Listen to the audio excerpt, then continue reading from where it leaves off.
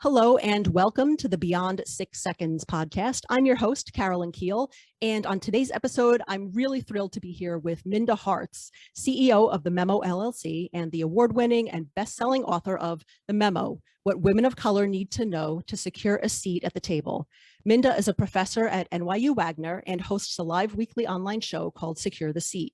In 2020, Minda was named the #1 top voice for equity in the workplace by LinkedIn. She's been featured on MSNBC's Morning Joe, Fast Company, The New York Times, and Time Magazine, to name a few. Minda also speaks on topics like managing diverse teams, courageous leadership, and advancing women of color in the workplace. Minda, welcome to the podcast. Thank you, Carolyn, for having me. Happy to be here. Thank you. Yeah. I read the memo probably about a year ago now and just really enjoyed it, found it so valuable as a career book and just to help me learn more about, issues that Black women and women of color are facing in the workplace and sort of how to be a support and a success partner with that as well.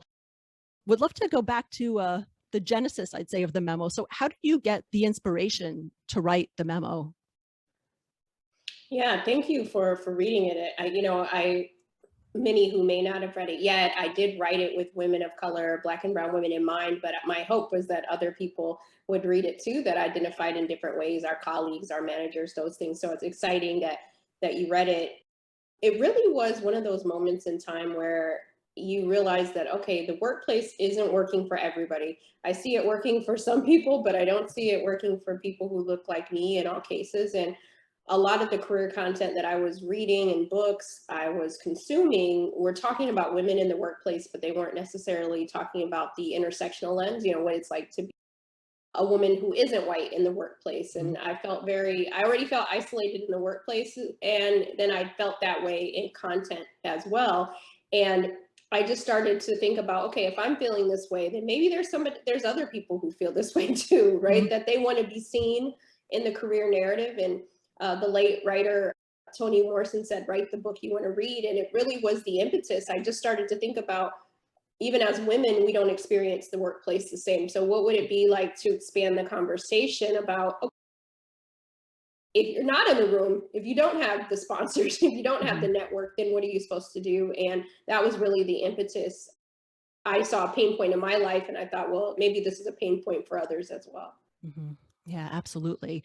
And I think you also mentioned in the memo that I think one of the times that you were thinking about writing the book, or that the idea was coming together, was when the book Lean In came out by Sheryl Sandberg. And you had actually gotten feedback that, there was no market for a career book for Black women because Lean In was like, that's the women's book and that's for everybody. So what kind of kept you moving forward with the idea in the face of this skepticism? Yeah, it's so funny when I think about that now, because that was before the book came, I have a company called The Memo, and the Memo LLC, and when I even put the company out there, I used to have a lot of people tell me, "Oh, this will never work because you're focusing on women of color.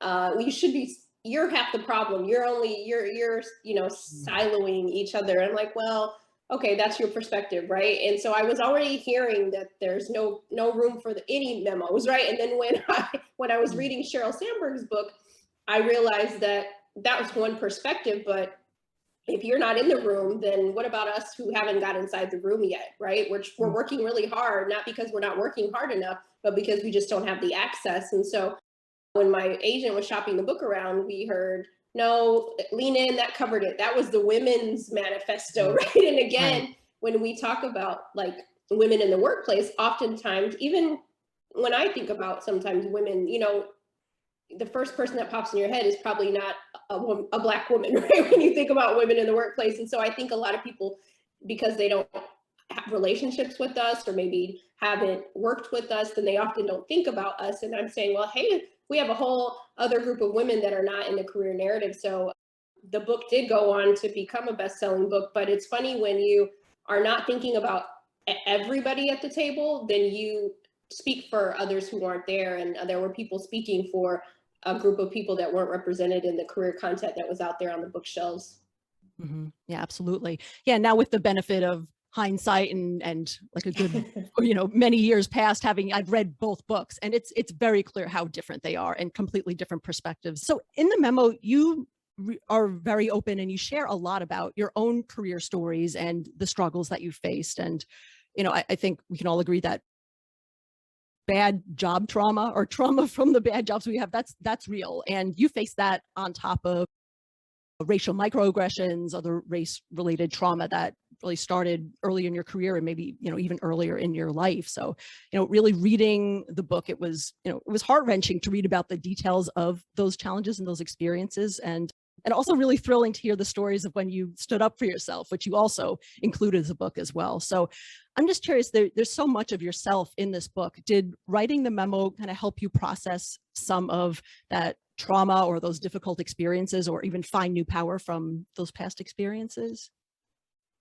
Yeah, absolutely. I joke around sometimes and say that writing the memo was part of my therapy, because I hadn't really realized how much trauma I had endured. I was in my former life for 15 years, and there wasn't a day that I didn't experience that wasn't traumatic in some way, right? If you go to the doctor, they often ask, where's your pain? A 10 or a 1, 10 being excruciating, 1 being, okay, I can get through the day, no big deal. But if you have enough 3s, they add up to a 10, right? You have enough 5s, enough 2s. And I would have those type of days. And I was like, wow, this is really toxic.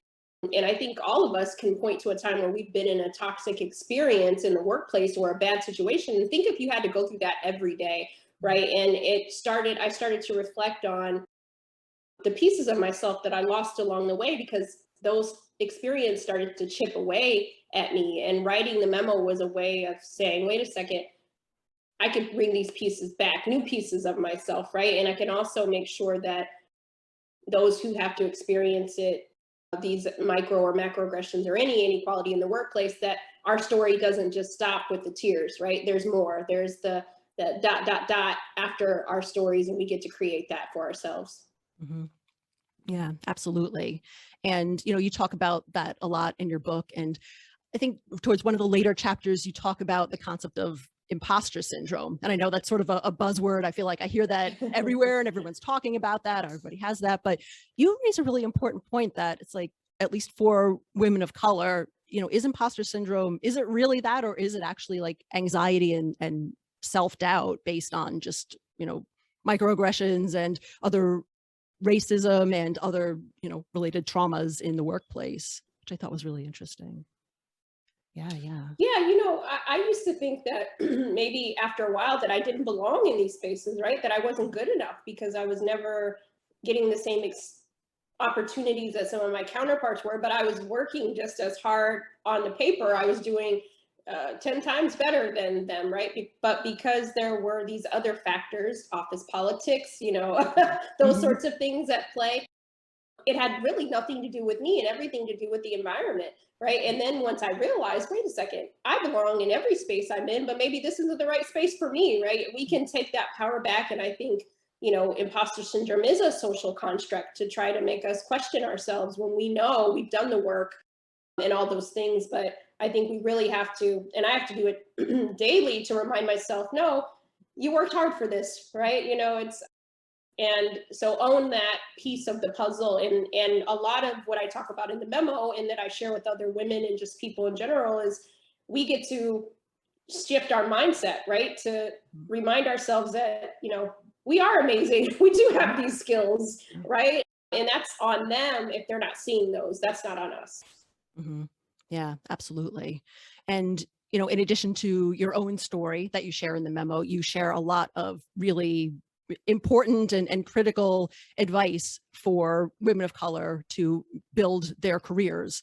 And I know you spend a lot of time talking about, call it the broad concept of networking, but it goes into like, building rapport, going to the happy hours or the after work events, and even stopping by to see influential people. I know you tell a story of where you would try to spend, a little bit of time and just sort of pop into the office of one of the executives just so that you could have even just for a couple minutes so that they knew who you were, and the importance of building that whole network, which I think is, networking is, again, another buzzword, but I feel like a lot of times it's not really defined. So people kind of have their own concepts of what that means, or they just don't really see the connection between, building a network and, socializing outside of work, or making, in some ways, quote unquote, interrupting people. Like, I always feel like I'm interrupting people if I'm walking around, but it's critical. Everyone I know who's been successful does that, where they make those connections and talk with people. So I think it's important to call that out.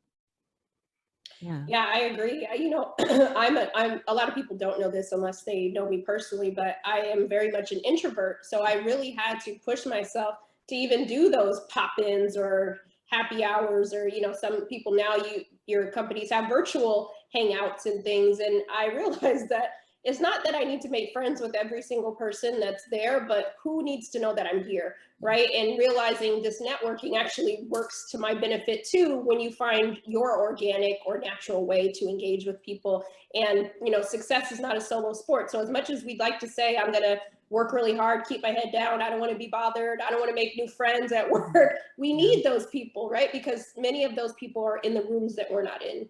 Yeah, absolutely. And, the memo was written before the pandemic. So I always wonder with, some of the networking things, now that we're moving into like a lot of hybrid workplaces or fully remote or partially remote, I feel like that, networking is still critically important, but I feel like the techniques may have changed. So have you what are your thoughts on, now as we're kind of coming into this new structure of work where many people will not be physically located near each other? Like, what advice would you have for networking as a career builder in this environment? Yeah, so I think of it now in two ways. I'll take it from, if you are a manager or you're a leader, create those opportunities for your staff to connect.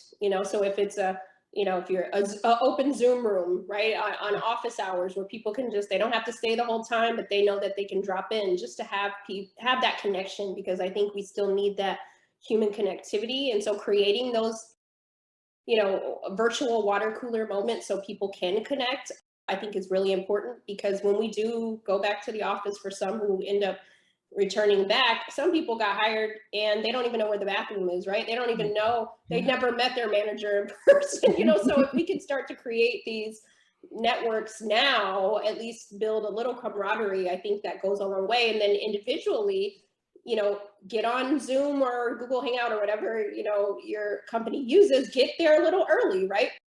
Get a chance, because sometimes the movers and the shakers of the workplace, they're on those calls a little bit early, so people could at least see your face. The other thing I encourage people to do is, if you're able, turn your camera on so people can see your face. Use the chat if you're not able to say something, where everybody hears it, but engage in the tools, use the emojis. We have a lot of resources, and we still have to have that connectivity. People still need to know that we're here, that we still want people to say, oh, that Minda woman, she made a really great point in the last meeting, and they'll think of you the next time. And so don't discount that you can't still make those connections in return to different phase of life. Oh, absolutely. Yeah, the going to the Zoom room early is a good trick. I mean, I used to use it. I'm also an introvert myself, so in physical locations, I've heard it helps to like get to the location a little early because there's fewer people, so it's less intimidating with like all these, you're walking in a huge group of people, and it's easier to make conversations. So yeah, that translates virtually too. Right, very, very good. Yeah, so the memo's been out for, a couple years at this point, and I'm I'm curious about the kind of feedback that you've received from your readers about it. Like, I'm sure you've received a ton because it's been such an amazing success. But in terms of what you're hearing from your readers, do you kind of feel like it's having the impact that you were expecting or hoping for it when you first wrote the book?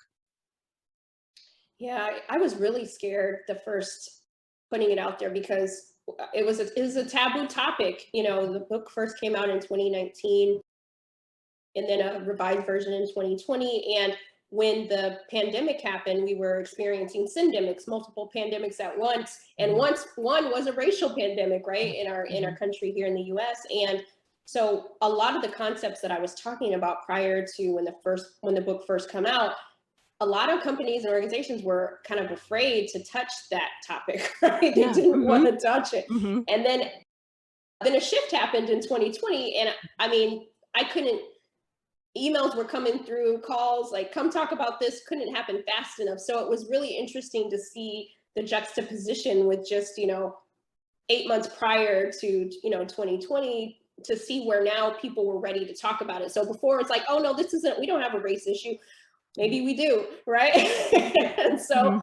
but the main thing is, how do we get to a solution? How do we get to a resolution, right? And so for women of color who read the book, it was for many the first time they had felt seen in a career book. So imagine reading something for the first time. It's a privilege to be able to read about your experiences or see yourself. So I get messages still from women of all ages saying, wow, thank you. And then from managers and those, allies, success partners, champions, advocates, they also reach out and say, thank you so much for writing this, because now I know how to show up for my team better. Now I need to show up for my colleagues better. Now I know how to be a more empathetic and, not get so defensive when someone does bring something to me, right? So I think I'm just really happy with the work, the internal work, that it's like modifying hearts and minds on all sides of the workplace coin. So I'm very pleased with how it's helping individuals and teams just be better.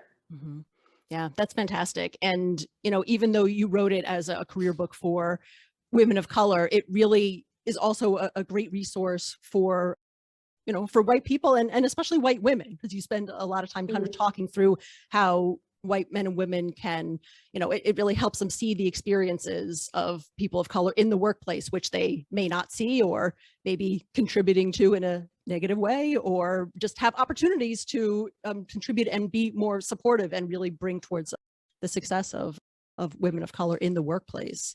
And I know you use the term success partners versus allies, which I guess ally is sort of the term du jour that we see for white people and how we can support people of color. I think that's a really interesting distinction. Kind of what's the difference between, being an ally versus being a success partner? Yeah, thank you for asking, because for me, I think a lot of people, we see ourselves as good people, right? Many of us. And I think we want to be allies to people, right? We see ourselves as not aggressing, maybe like another colleague is, right? We want to be Mhm. helpful. I get it. But allyship, I feel, is just become very much another buzzword, right? Like we say it, but there's nothing, there's no like there. You can call yourself an ally and never have demonstrated it ever in life, right? And that's for all of Mhm. us, right? We Yeah. can say we're an ally, but ask yourself, when's the last time I've actually demonstrated allyship to the group that I'm claiming to be an ally for? And so for me, I shifted it into a success partner. What does it look like when we partner with each other, right? When we support each other in a real way, when we get to know each other. And I always say success is not a solo sport. And that's why we all have the capacity to be a success partner for somebody else. When it's in a meeting, when it's hiring, whatever the case may be, thinking through what it's like to be someone else and how you can use your privilege, because we all have it in some way, to support somebody in a real way when they really need it, right? And if you're not in the room, then we can be a success partner. I think ally is like, oh, only when a microaggression happens, or only when someone's being like really crazy on a Zoom call. But allyship, or my interpretation of it, can happen at any point, right? I don't even have to be in a room for you to be a supporter of me, a champion of me. And so I want to move into like more of a verb type of feel, that there's actually demonstration of the success, that the allyship, I am a direct beneficiary because you activated your allyship, right? Yeah. Yeah, I definitely feel like success partner is more like an operational term, like it has that action, sort of that action verb in it. Yes.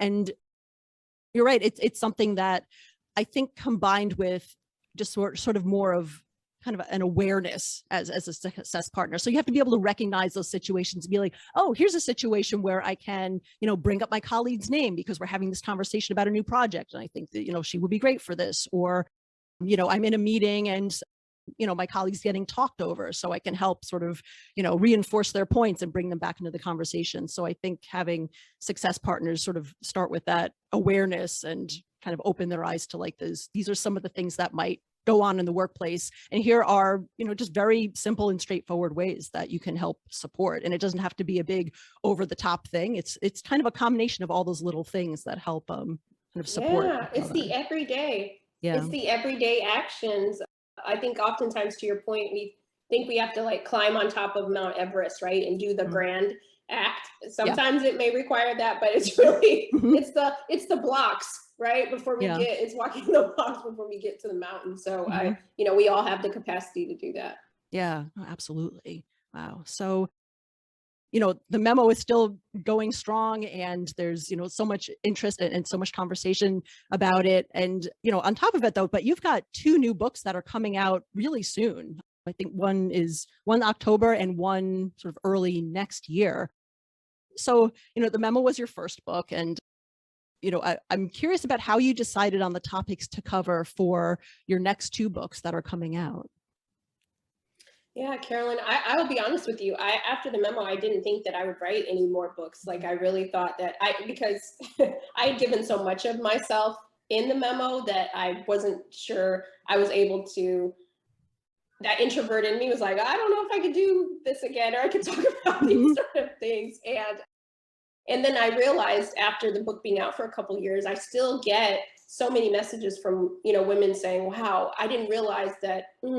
I forgot about that happening, and I didn't realize how toxic that's really been to me." And I realized that even when I was on book tour, that we would be laughing, and there'd be like this kind of sad crying, right? It'd be almost like this like therapeutic kind of conversations happening. And I realized, you know what? We need to talk about the trauma that these experiences have left us with, right? Because Mhm. it's hard to bring your authentic self to work if you don't know who that is anymore, because these experiences have kind of chopped some of your confidence down or whatever have you.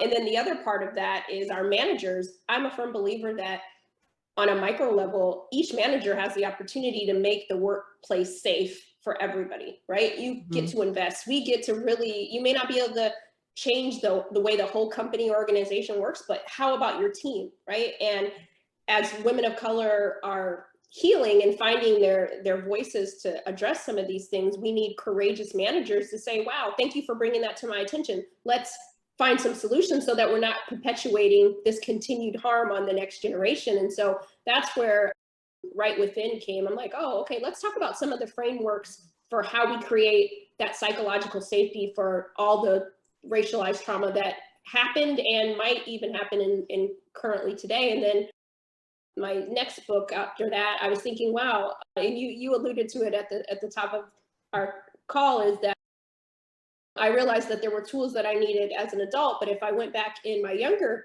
Minda years, I realized, I needed these much sooner. Mhm. So my young adult book is You Are More Than Magic, and I'm really excited about that book because it talks to young Black and brown girls about how to prepare, how to talk to their teachers, how to talk to their parents about difficult conversations, how to see themselves through the eyes of themselves and not these experiences, and then also speaking to the parents of white children that we go to school with. What are some of the things that you need to be talking to and demonstrating with your kids, showing them what success looks like, so that, because when we're in some of our classmates when we were younger, they don't get better, they bring those negative behaviors into the workplace as they get Mhm. older. Yeah. So let's figure out how we can solve at a much earlier age.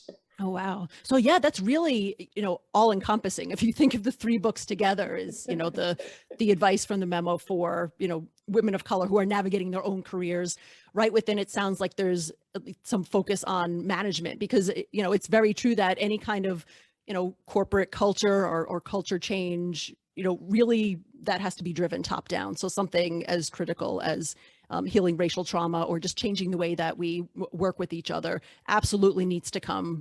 It can't be grassroots necessarily, although there's real rules for that, but absolutely like top management needs to be very engaged in mindfully putting that forward. And then, of course, even before you get to the workplace, how do you find your voice and how do you, you know, come and prepare for that? So yeah, well, that's remarkable the way that it looks at Thank everything you. all holistically.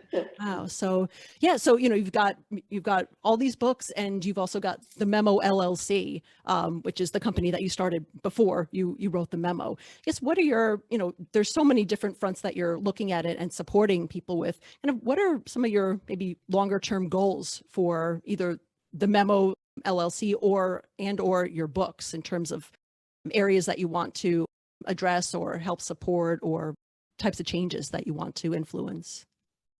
Yeah, I'm just so humbled to be able to write about the content and share these stories, because I do think it's helping change hearts and minds about how women of color see themselves, but then how our allies, success partners, managers can also make the workplace better. And so having this body of work, I'm really excited about. But as far as the Memo, the company is concerned, also one of the things that we're working on is called the Women of Color Equity Initiative, which is to make sure that when there are open positions that we have a diverse slate of candidates. And so I can tell Black and brown women to do all the things to move ahead, but if we don't have those partners on the other side saying, hey, we can't move forward until we do have a diverse group of people being interviewed, at least for the opportunity, right? That access. And so when I think about the next layer kind of my career, is really working with companies and making sure that when women of color are hired, they're entering an environment that isn't toxic, right? That they can thrive in,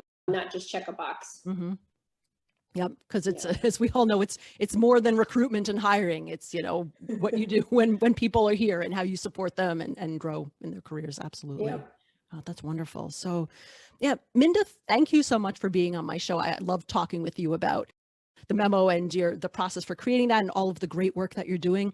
How can people get in touch and learn more about your work, whether it's your books or the Memo LLC? Well, thank you for being a success partner and letting me have this conversation with you. The best place is mindaharts.com. You can find everything on my site or follow me on LinkedIn. Awesome. And I'll put links to your LinkedIn profile and your website in the show notes so that people can click on it really easily. Yeah, Awesome. wonderful. So yeah, Minda, as we close out, is there anything else that you'd like our listeners to know, or anything else that they can do to help or support the work that you're doing? Thank you for that. I just want us all to just be introspective, right? What is it that we could be doing better? So ask yourself, is there something I need to start doing to be a better success partner for those who aren't represented in the spaces that I'm in? And what do I need to stop doing that might be harming some of the folks that are in our spaces? And so, let's take it. If we all take a step and do our part, then we make the workplace better than we found it. Fantastic. Well, thanks again, Minda, for being on my podcast. Thank you.